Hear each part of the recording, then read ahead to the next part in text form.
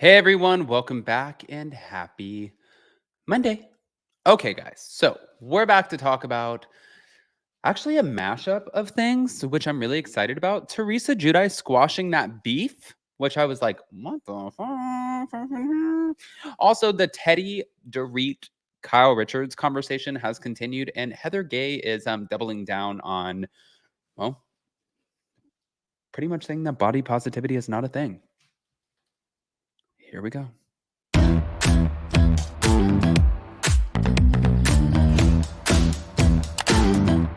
Cause no one can do it like we do it, like we do it, like we do it. Cause no one can do it like we do it, like we do it, like we do it.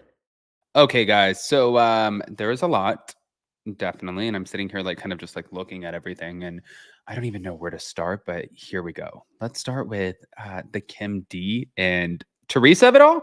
Thinking all about the Real Housewives. OG Teresa Giudice is spilling the tea on her reunion with Kim D. Here's the scoop. On the February 28th episode of her Namaste Bitches podcast, Teresa addressed her internet breaking reunion with Kim D. She said, I never had a problem with her. Matter of fact, I liked hanging out with her. I had fun with her, you know? She's fun. She's fun just like you, is what she told her podcast co host, Melissa Feaster. We picked up right where we left off. Obviously, someone fed her lies about me, and I looked in her eyes and she told me what she heard, and I said, that's not true. You know, I said, that's not true. Someone wanted to tell you that, and she believed it. Okay. Teresa then explained someone told her that I'm the reason why she stopped being on The Real Housewives of New Jersey, that I had the power to get her off, and that I stopped her from being on Real Housewives of New Jersey. And I said, Kim, really? You're not going to be the first one if I'm going to do that too. If I had the power to do that, I think everybody could guess who would want off the show. And thank you so much for giving me that power, but I don't have that power. And why would I want Kim D off of Real Housewives of New Jersey? I mean, if anything, she brought so much entertainment. She even came at me, but I have to say, Kim D makes good TV, you know? So it's like, I didn't do that. I don't have that power. You know, Bravo does not listen to me. Now, as All About the Real Housewives previously reported, Teresa Giudice recently reunited with, Kim D. And over the weekend, they were spotted meeting up together, and they caught up at a place called Rails Steakhouse in Towako, New Jersey. The two hung out briefly before posing for a photo alongside Teresa's husband, Louis, and her lawyer, James J. Leonard. But Kim and Teresa have long had a hot and cold friendship. In the early seasons of New Jersey, the two were acquaintances and friendly, but that changed when Teresa was in prison and Kim began spreading gossip about Joe Giudice. And despite being really shitty towards each other for the last several years, seems like they kind of decided, okay, we can come back together. Here is the clip of it. Hells, how are you? Good, I'm how are you? such a big fan. Thank I love you. You're the Thank you. OG of the Queens. I am, yes. So what are you doing here? I'm meeting a friend. Oh, what friend? Oh, love it. Oh my God, the two OGs. I am surprised. I mean, that is slightly kind of an awkward video, but I like both of them.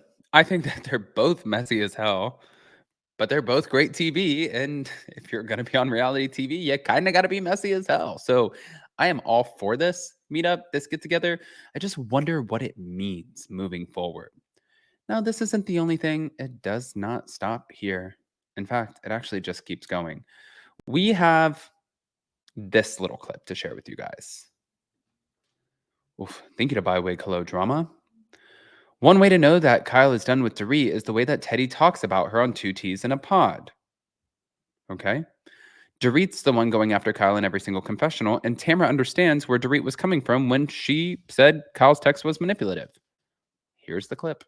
Dorit tells Erica that Kyle sent her a manipulative and calculated text trying to silence her. I feel like I could see in this moment Erica felt torn on both ways. Like she's like, yeah, the timing's probably not ideal of this text. Well, that's the thing, and I wanted to talk about that. After watching the reunion, did understand Dorit where she is coming from a little bit better, where I didn't know that they didn't have any communication for months and we're not texting or anything. And to get that text message right before the reunion, I probably, if I had a cast member that I was not speaking to, was not texting, had not had a text in months, and to get that the day before the reunion, I would probably think like, why are you doing this? But I think that there's a difference. Timing is everything. Right. But I think there's a difference between saying, I got a text message and it made me feel like it was manipulative. And then you can take it for what it was. And maybe you even paraphrase what it's saying. But it's a completely different, I think, breach of friendship if you're truly trying to recover any type of friendship, to share exactly what was said. Well, was it Erica that read it? She held up her phone and like Erica this. Read it. So she didn't even read it. To it. They panned to like everything that was said. Erica read a line from it, and then their screenshot shown at the reunion. But as Erica walks away, she goes, I hate all of this. Yeah, I mean, it's all dirty and messy, and it's about a very sensitive subject. But I see more of Dorit's side now after watching the reunion. Like I thought that she just took the text and put it all over social media. I didn't know that it was her having a conversation with Erica, and Erica read the text message. Yeah, I mean, but it's still kind of shitty because it was a sensitive text message, but the timing was really bad. I think the timing wasn't great, but I also think, and you know this too, when you're done filming Housewives and you have that break between when you're filming and when the reunion starts, you kind of, especially, and I know I'm going to get heat for this, but because Kyle is one of my good friends, when you are going through a hard time, you retreat and you just don't want to deal with any of it. And then all of a sudden here comes the reunion and you're like, shit, there's all this stuff everywhere. And I'm already in a bad place, like not in the best place.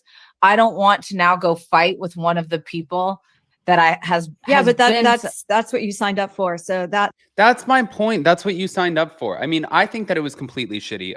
I agree actually with Teddy more so than I agree with Tamara on this, because I think it is so shitty that she shared the text message. But you know what else I find to be a little bit shitty? Let's talk about Heather Gay for a second. Oh, Heather Gay. So Heather Gay is calling body positivity a big lie. I mean, that is a big claim. So everybody knows that people have been talking about Ozempic, and there's a growing trend of the people who are opening up about it. And now Heather Gay is openly speaking about her experience with it. As many know, Ozempic and other drugs with the same active ingredient are intended to treat type 2 diabetes. However, more and more people are using the injection to lose weight. In fact, even Dr. Dubrow called it a miracle drug. This is despite there being a shortage and the fact that some people with diabetes don't even have access to it. Now, Heather is speaking to ABC about the drug and what it means for the body positivity movement in their everyday lives. Heather started by discussing her life before taking Ozempic, and according to her, the comment that Mary Cosby made about her size on Watch What Happens Live was the least of her worries. She says people even have compared her to a manatee in Shrek before, and she also discussed being influenced by how widespread the use of the drug is. Heather said, everyone I knew was taking these GP-1 medications, losing weight, and just bragging about how great it was and magical. And I didn't want to show up to another party and see all of my friends 20 pounds thinner and just be resentful. Heather feels that the social pressure was a big reason for doing the drug. Additionally, she says that she started to feel seen for the first time. This was even after her best-selling book. I mean, interesting. She says that it felt sad that she was only starting to get praise and admiration after her weight loss. And she wanted her castmates to treat her differently.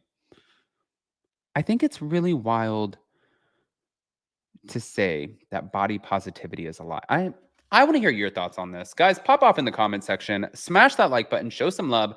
Let us know what you think, because I know you guys aren't going to hold back about this. And no, Heather. But we'll see what you say. Love you guys.